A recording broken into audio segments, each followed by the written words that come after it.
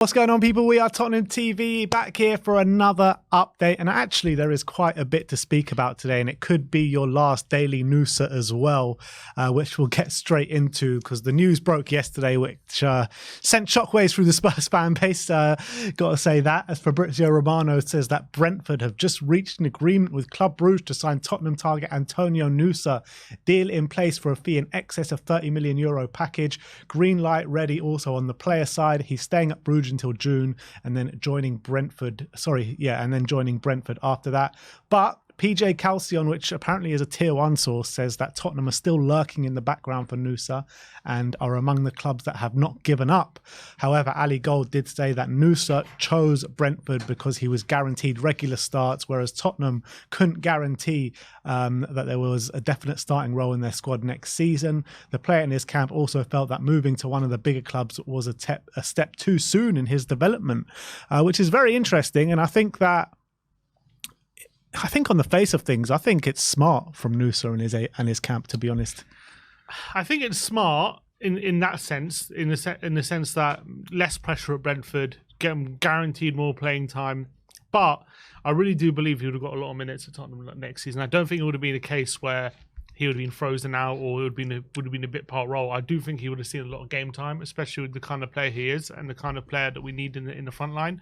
Obviously, right now, there's a lot of question marks in terms of how we're going into next season. We've got to make a decision on Werner at the end of the season, so we don't know if he's going to be part of the squad.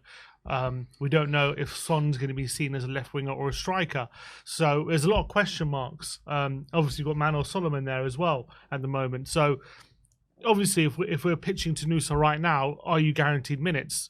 Unlike at Brentford, we probably can't guarantee him that because we don't know about these decisions until the end of the season. Is Solomon even going to be here next season? Is Werner? We don't know those answers. But I think we are better off having someone like a Nusa than keeping on Werner potentially, or having a man or Solomon, in my opinion, just because of the kind of player he is and the potential he has.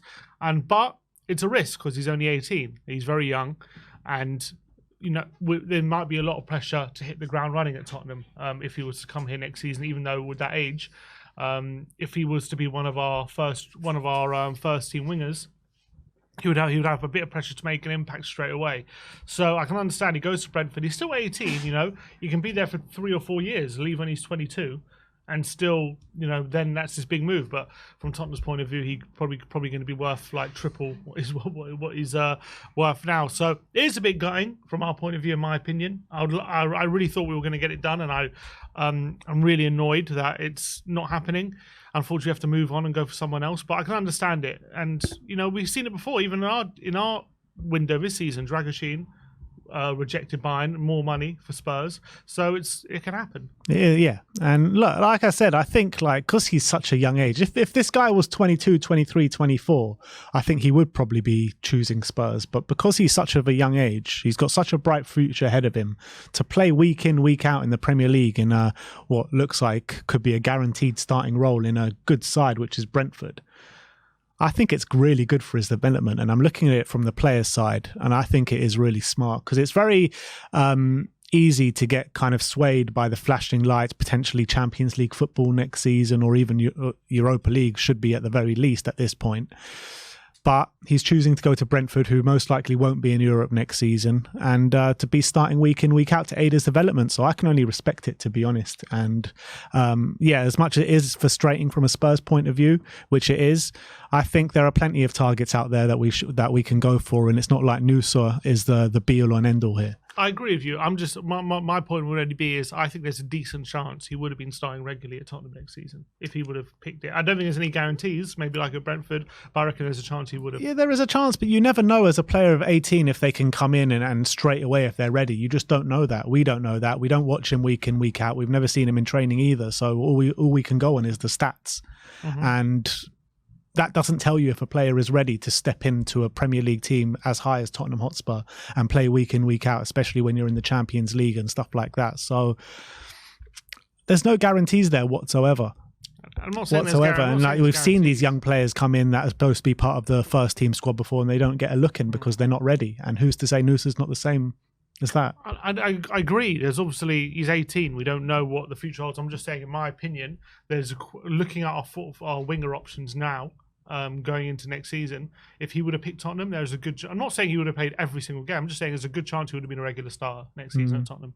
Yeah, look, I do question that, albeit I would still love him through the door. I think he's going to be a top quality player in the future. But look, there are plenty of players out there, and we just got to go and find the next one. And I'm sure with the scouting department, the way they're working at the moment, they do have someone else lined up. So I'm sure we'll push the button on that one. Let's move on. And this is an interesting one. Jacob Ramsey of Aston Villa. David Ornstein's talking about it, and he says Tottenham and Bayern Munich have made their admiration for Jacob Ramsey clear, while Newcastle have made an approach for him. Aston Villa must raise funds before July to comply with the profit and sustainability regulations, and therefore would contemplate selling the midfielder for around £50 million. It's also said that Bayern Munich are also interested in Jacob Ramsey. I really like Jacob Ramsey. I think he's going to be a top player. I think whenever I see him play, he impresses me, and I think he's a player that would fit right into this squad as well. Yeah, I 100% agree. I think he's very underrated. I think he would actually do really well in that kind of box-to-box kind of role that we play in the number 8 position as an alternative to maybe Sarr. I think he gets into really good goal-scoring positions as well. He's a really good ball carrier. I think he's a decent passer. I don't think he's an incredible passer, but he's a good enough passer to fit our system. Off the ball, he obviously works very, very hard. What I really like about him is he's like a former winger turned centre mid, so he's really good at like dribbling ability in like tight spaces, even in central areas. It's a bit like, he reminds me a bit of Iwobi when he's moving to centre mid. He's a bit similar to that, but he's made a much better level of performance in centre mid. I don't think that comparison excites me though. No, I think Iwobi was quite good at it in centre mid. Obviously, he's moved back out, but I think Jacob Ramsey is a really interesting pick out. Obviously, he is English as well, so helps with the homegrown quota.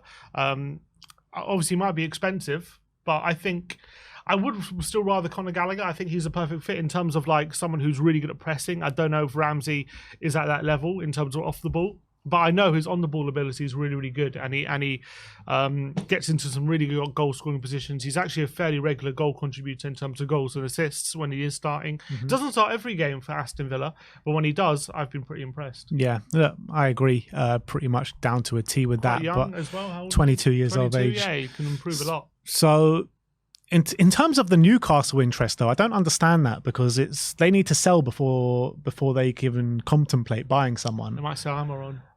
But yeah, there's rumours of it. But can they sell and buy this window? Surely they need to sell and they can't buy till the summer. Or is Jacob Ramsey not a thing till the summer? Yeah, that also might be a case. Maybe it's not a thing till the summer. Another player that is rumoured to join Spurs is William Paco. Sasha Tavaleri says that Tottenham have a strong interest in William Paco. Spurs have the information about the profile and have been watching the Colombian central defender several times this season. It's one to watch as there'll be competition in the Premier League for Eintracht Frankfurt centre back this summer. I mean, this is the first I've heard of him, to be honest, so I can't really tell you how good or how bad he is.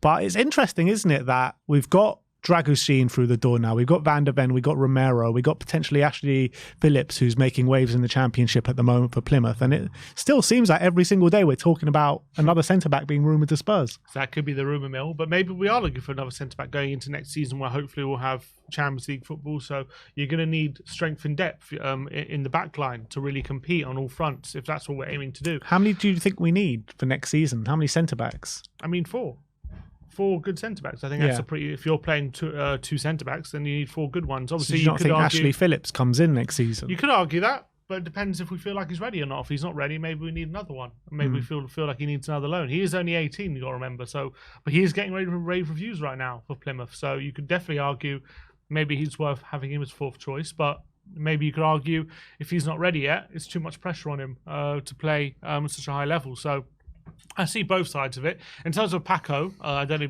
Paco or Pacho. He's only joined Frankfurt last summer, as you said. So he's only been there 6 months. He came from Antwerp in Belgium. So he's playing regularly there. It's only his first season in the Bundesliga. He's played 19 games. He's played quite well in Frankfurt. They're having a good season, up in 6th. He's very pacey. He's a bit raw in terms of his on-the-ball ability, but he's very strong, very fast. Obviously, Frankfurt likes to play that 3 at the back system, so it's a different kind of way of playing. But maybe they've seen something in him when it comes to his character, and also we're looking for strong, fast centre backs. That's clearly the remit, and I think the only question mark about him is on the ball. Is he good enough? I don't know. He's a bit raw. So basically, is he now a Davinson Sanchez, or is he someone who can actually play our system? I think it's undecided at the moment. He's having a good season. Well, I guess, do you think it could be a case of another one that we could potentially push the button this January and loan him back till the end of the season, or is it one for the summer? I don't think it happens in January because he's only 22. He only just signed for Frankfurt, as I say, 6 months ago. So I don't know if they want to confirm that he's leaving mid-season. I think if Frankfurt are smart, they reject any move for him, and then in the summer his price will probably increase. So. Let's go back to that Conor Gallagher story once again. As David Ornstein says, for Chelsea midfielder Conor Gallagher, there have been inquiries from 3 clubs in the top half of the Premier League, and his outlook still remains uncertain this late in the window. I mean, this Conor Gallagher story has rumbled on since the last couple of days of the of the summer window, still being linked to Spurs, and I still can't see a world where Conor Gallagher joins Spurs. Not in January. I really can't see it. I think it's clutching at straws at this point that we're going to lay the money forward for him. That Hojbjerg is going to leave as well. That's another element of it that's going to have to happen. So I think it's a bit of a pipe dream right now to have it happen in January, but maybe in the summer we can revisit it. But again, he's got a cup final to look forward to. There's a good chance he'll lead his team out at Wembley in that final as well. I'm sure he's going to want to be there for that. I don't think Chelsea themselves want to let him go, but they might be forced to due to financial regulations. But that could potentially be sorted in the summer before the end of June. So I just don't see it. And also Tottenham need to sell Hojbjerg, and that's another piece of the puzzle which I don't see happening. Yeah, doesn't look like it's happening at this point, to be honest. This late in the window, sitting here 29th of January, I can't see Hojbjerg going anywhere until the summer now, to be honest. Next up, we're going to talk about Joshua Kimmich of Bayern Munich. The Footy Insider says that Tottenham could make a move for Bayern Munich midfielder Joshua Kimmich this month if they fail to land Conor Gallagher from Chelsea during the final few days of the January transfer window. First of all, I'm not sure how this link has come about. Second of all, the source ain't the greatest source in the world. And third of all, is he not getting in the Bayern Munich team at the moment? I mean, what is going on? I'm also hearing because we missed our Nusa, we're going to go for Mbappe now. Yeah. So that's what I'm hearing. I mean, it's ridiculous. I mean, obviously, I love Kimmich. I think he's a world-class player.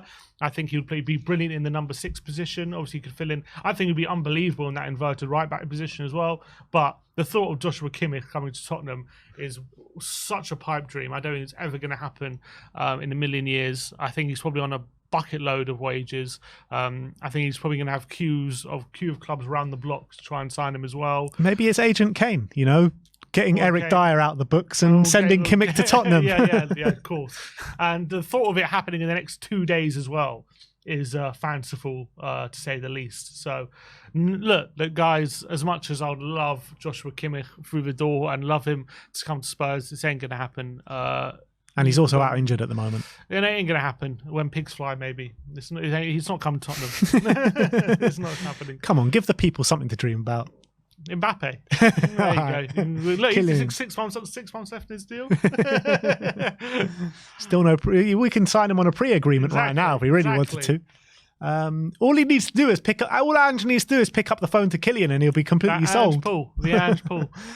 Next up, we're going to talk about a player called Ibrahim Osman. Ben Jacobs says that Tottenham are one of the clubs considering a move to Nordjylland winger Ibrahim Osman if he does not join West Ham this month. Monaco, Wolfsburg, Gladbach and Bologna are also weighing up a move for Osman. So another young winger from one of these leagues. I know it's not the Belgian league, but the Norwegian league. And these kind of players seem to be unearthing these very young talents at the moment. Yeah, and I think it's definitely a good market to look at, and it's a market which is undervalued as well, where you can probably find a lot of decent deals. But obviously, I don't know much about Ibrahim Osman. I have seen the links to West Ham, but I haven't done much research into him.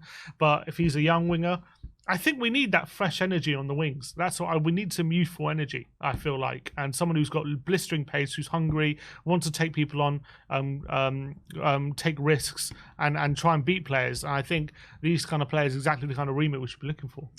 Johan Bakayoko is the remit that we should be looking at. I mean, I'm so convinced this guy is the guy to take us forward. I love this player so much. I saw a bit of the PSV game again on the weekend, and he just looks unplayable. Yeah, I feel like we want to go for those kind of players before they've reached their start to be costing too much. For example, like I love Nico Williams, perfect kind of player for us, but now he's going to be worth what?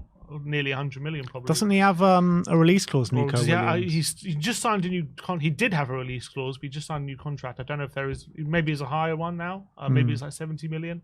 I mean, I think it'd be well worth the money, but I think we're trying to go for players who we think could turn into that in like a year's time or something. But like, surely a club like Tottenham could be going for someone from PSV, from the Dutch league, like, and being able to get them. I mean, how much is Johan Bakayoko going to cost? He's not going to cost like 70 million. He'll probably cost at least 40, I'd say. That's what I'm saying. Like 40 should be well within our price range. Well within our price range. And when you're getting someone that is like, I wouldn't say completely ready for the Premier League because he's never played, so we don't know. But he's someone that is doing it week in, week out for a first team. Like Nusa as well. Like Nusa right now, he's still not playing week in, week out for Club Brugge. He's still on the bench sometimes. Bakayoko is what, 22 years of age. Like that's the players that we should be going for, in my opinion. Yeah, I love Bakayoko as well. I think he's much more ready-made. And in terms of the last player that we can talk about for transfers, it is about Pierre-Emile Hojbjerg. And Florian Plettenberg says that Lyon were pushing for Hojbjerg in the last days, but he rejected the loan move. Many clubs inquired about him, and he's one to watch in the next days as the 28-year-old is still open for a new challenge in the winter. However, Florian Plettenberg has just given us another update, and he says that Pierre wants to stay now until the summer. It's interesting. There's some quotes here from Hojbjerg's lawyer. I don't know why his lawyer is talking. Because he has to deal with Daniel Levy, yeah, that's maybe. why. He said, despite rumours and noise, the player always kept focus on helping the team, coaches and Tottenham. The player never asked to leave. He's very ambitious for Tottenham and Denmark, continuing to keep improving himself like he did all his career. He's a strong character and player. His only focus is Tottenham, to finish the season well and to help as much as possible. So looks like that shuts the door on any potential exit for Hojbjerg over the next couple of days, which makes sense. I think it's more of a case of there's no move on the table for him. No one's going to pay out the money, so he might as well commit to Tottenham right now. And then in the summer, I'm sure there'll be a lot more interest in him, maybe for a cut price. Yeah, I can understand why he wouldn't go to Lyon anyway. I mean, when we first spoke about these rumours, we didn't think that it would be a good fit for him, did we? Like a team fighting at the bottom of the French league. Like he's just so above that at the moment with his level. I do think that it has come for the time for him probably to move on from Tottenham, and I probably would like to see him move on this January if we could get someone in, and with the likes of Conor Gallagher or Jacob Ramsey. But it doesn't look like any of those things are happening. So I think you've probably seen the last of Spurs business in this January transfer window. Yeah. I wouldn't be surprised if there's a player we signed to loan back. I don't think that's dependent on someone like Hojbjerg leaving, but someone like, for example, like Jacob Ramsey, if that was going to happen, again, that would be dependent on Hojbjerg leaving. And that doesn't look like happening. You're looking at the squad now. I think that there is one space open for a foreign player to come in, isn't there? Because Lloris and Dyer left and one came in. Dragushin's 21, so he doesn't count. So there is one space, isn't there, for a foreign player to come in if we really wanted to push the boat out and give Ange, a big push till the end of the season. But we'll have to wait and see what happens. And last but not least, let's talk about a potential post-season friendly in Melbourne. Dan Kilpatrick says that Tottenham are in talks about playing a post-season friendly in Spurs coaches Ange Postecoglou's home city of Melbourne after being eliminated from the FA Cup. The club are exploring another trip down under for the exhibition match on Wednesday, the 22nd of May, which is someone's birthday. 3 days after they finished their campaign at Sheffield United. A visit to Melbourne would generate a huge buzz given the interest in Postecoglou in Australia, dubbed Ange Mania. I swear, Daniel Levy just does not miss a trick, does he? He does not miss a trick. I would love to go to that. Through Australia 3 days after on your birthday. On my birthday, that'd be amazing. But I don't know if we'll be able to make it happen. But I'd love that. I'm not a massive fan of postseason friendlies, to be honest. I don't see a massive point of it. I think it's a good time to rejuvenate. Massive point. The point of it is money. That's what the point of it is. Why not do it during the pre-season? Why doing it just after? But look, if they want to do that, if everyone's happy to do it, and it's on my birthday and I can go, I'd love that. Yeah. Well, send it in. Sim's going to Australia, 22nd of May. Anyone wants to join him, be his guest. But look, that is your Tottenham update for today. Let me know in the comments section below your thoughts regarding all the news topics we've talked about today. Like, subscribe, and comment. And as always, come on, you Spurs.